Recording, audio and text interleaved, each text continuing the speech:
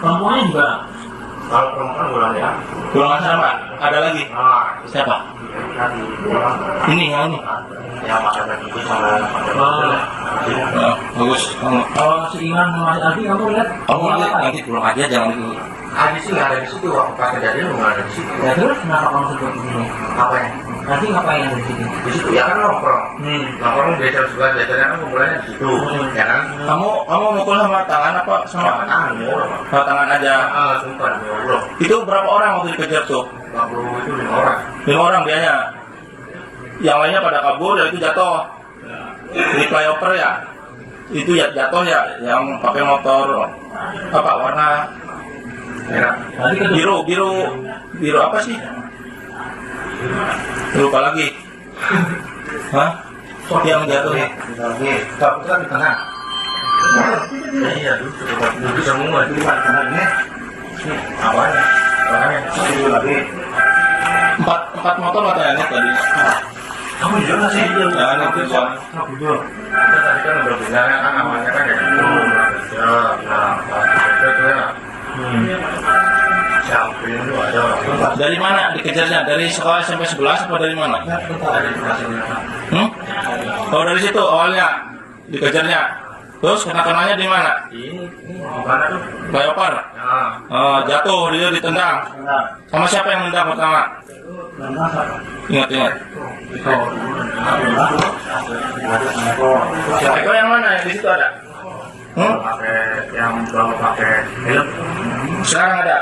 Ini dulu, pegang dulu. Ini dulu.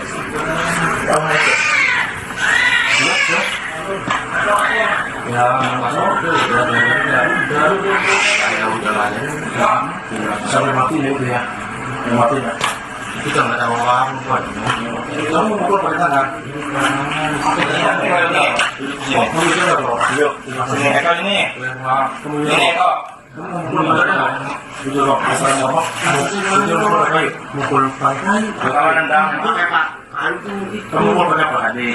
nendang aja, nendang jujur aja tolongin. Demi Allah Pak, saya nggak tahu Oh, nembak. Iya. Jujur. Maksudnya mukul apa? Iya ini kita. Dia omong aja. Kita mukul Berarti kamu, bukan ini. Apanya? Berarti kamu. Ya Allah. Ini. Yang pertama nendang. Ini yang sama jujur. Waktu kita ribut sama Eki kan, anak sampiran. Munculnya video Pak Rudiana yang pada tanggal 31 Agustus tahun 2016 yang dimana video tersebut adalah di saat ditahan ya, di saat ditahan Jaya dan Eko. Nah, di mana kita lihat pada video tersebut bahwa sangat jelas terlihat ada Pak Rudiananya. Kemudian kalau kita lihat ketika setelah beberapa menit ditanya sama Jaya, kemudian Eko dipanggil dan Eko di sana mengatakan bahwa tidak tahu menahu terkait dengan kejadian tanggal 27 Agustus tahun 2016 itu. Tetapi pada video itu kelihatannya kok sepertinya ya kata-kata Jaya itu sudah kayak diarahkan begitu, tapi bisa dinilailah oleh teman-teman dari video tersebut. Secara full ini adalah video yang didapatkan dari Prof. Elsa Syarif, di mana kita ketahui bahwa Prof adalah merupakan penasihat hukum dari Pak Rudiana dan beberapa orang lainnya. Nah, yang menarik di sini adalah dari percakapan di salah satu podcast Prof Elsa Syarif mengatakan bahwa tidak ada penganiayaan ya. Kemudian mengatakan bahwa di Polresta Kota Cirebon para terpidana ini atau tersangka waktu itu ditahan 31 jam. Nah, yang menjadi poin yang perlu saya sampaikan pada video ini adalah saya tidak membahas lagi ya terkait dengan video yang ditonton tadi. Itu adalah secara jelas bisa dinilai lah semua ya. Terkait dengan penangkapan ya.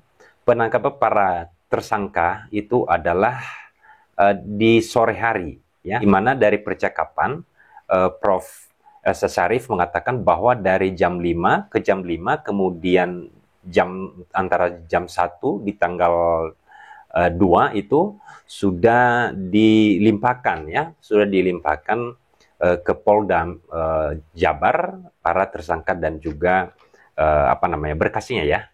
Nah, yang menarik di situ apa? Yang menariknya adalah Pak Rudiana menahan atau menangkap para tersangka ini pada pukul 5 atau pukul 17 WIB.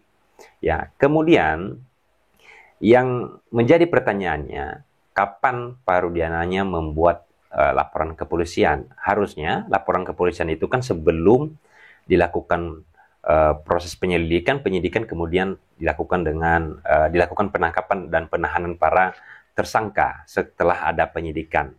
Nah, sementara apa yang disampaikan di dalam podcast ya, Prof. Elsa Sharif mengatakan bahwa sudah ada laporan sebelum itu, kemudian baru dilakukan penahanan para tersangka. Nah, ini kan yang nggak masuk akal. Hal ini juga pernah saya sampaikan pada video saya sebelumnya.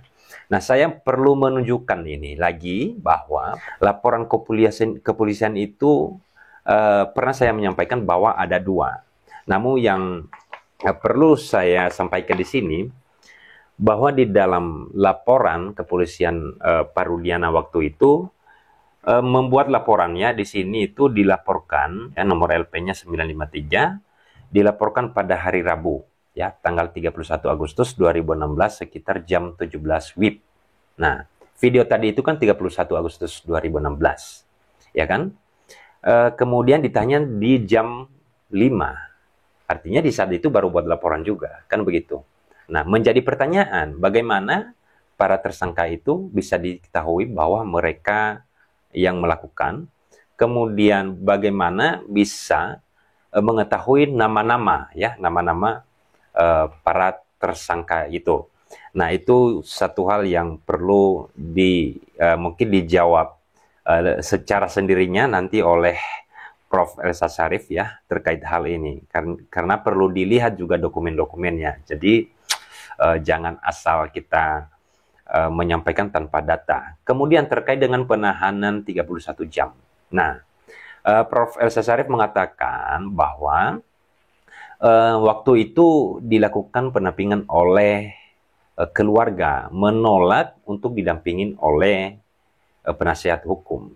Nah, ini lagi yang kemudian perlu kita pertegas ya. Saya perlu juga menyampaikan pada video saya sebelumnya, saya pernah menyampaikan bahwa terhadap tersangka yang sudah ditetapkan tersangka, jika tidak dilakukan pendampingan oleh penasihat hukum, maka tidak sah nanti untuk BAP-nya, sehingga surat dakwaan yang disampaikan oleh penuntut umum di persidangan menjadi batal ya, menjadi tidak sah.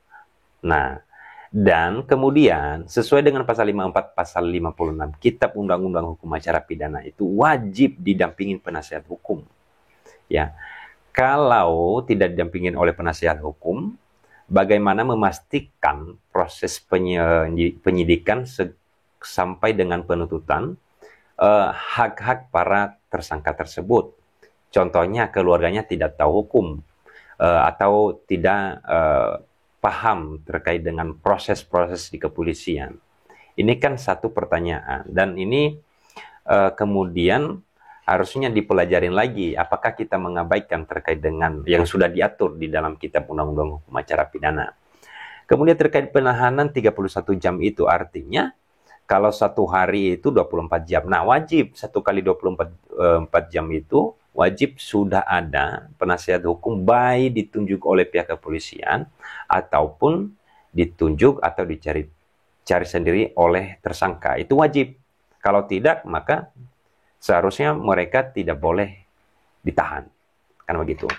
Harusnya mereka dibebaskan, ya. Dan kemudian mengakibatkan dakwaan batal, tidak sah, ya, surat dakwaannya menjadi tidak sah. Kemudian terkait dengan penolakan itu, penolakan untuk tidak didampingin oleh penasihat hukum, apakah ada surat penolakannya? Apakah para tersangka ini membuat surat bahwa tidak mau didampingin oleh penasihat hukum di kepolisian. Nah, itu perlu dilihat, dan saya belum pernah melihat itu, adanya penolakan itu, ataupun kalau ada mungkin muncul belakangan. Ya, kemudian tidak terjadi penganiayaan, di mana saya dengar ya dari podcast tersebut mengatakan oleh Prof. Elsa Syarif mengatakan bahwa ada 3 tahap ya prosesnya, ditangkap oleh satuan narkoba ya, para penyidik.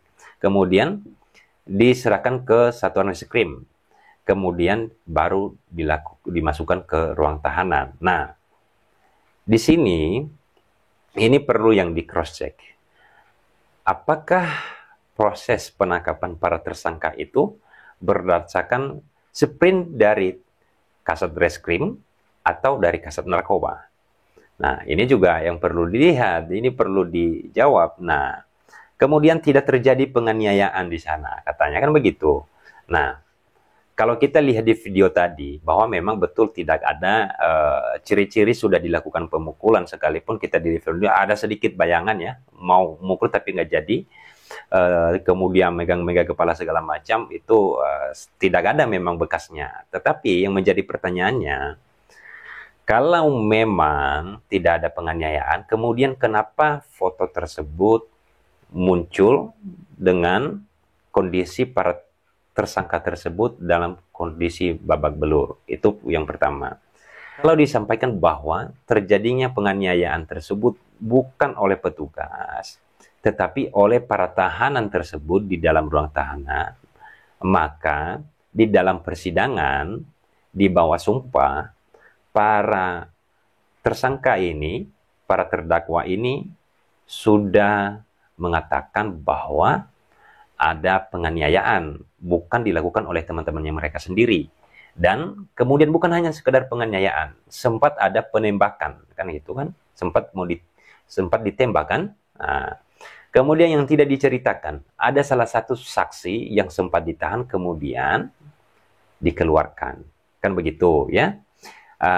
Ini perlu dibaca lagi berkasnya ya. Mungkin dengan munculnya video ini kan menjadi heboh kembali ya.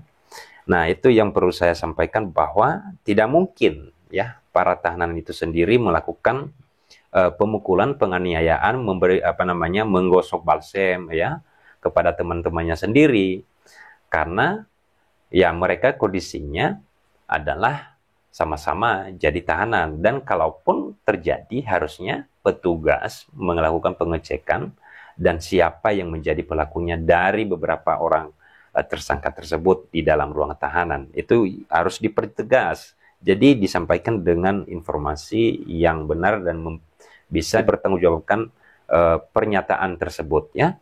Kemudian terkait dengan adanya pelimpahan ya, pelimpahan berkas setelah 31 jam dilimpahkan berkas ke Polda Jabar.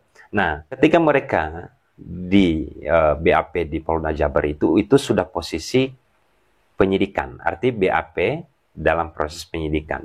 Nah, ini di dalam proses penyelidikannya siapa yang mendampinginya?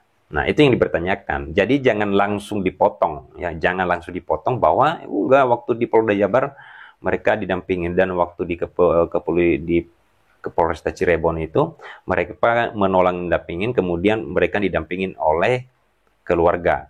Karena di dalam Kitab Undang-Undang Hukum Acara Pidana itu yang diwajibkan adalah penasihat hukum, advokat, lawyer ya, yang harus mendampingin, yang memastikan berjalannya ya proses penyelidikan itu tanpa melewati satupun hak-hak para tersangka tersebut.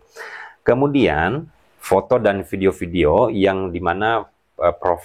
Elsa Syarif mengatakan bahwa menyerahkan video tersebut, dan ini salah satu potongan video yang saya dapatkan ini, bahwa ini sudah pernah muncul belum pada saat tahun 2016-2017 di persidangan. Nah, ini juga saya belum tahu ini, karena kenapa dalam berkas-berkas itu tidak utuh juga semua berkas yang disampaikan. Ini perlu diklarifikasi atau bisa dipertanyakan juga, disampaikan informasi ini oleh pihak kepaniteraan di Pengadilan Negeri Cirebon.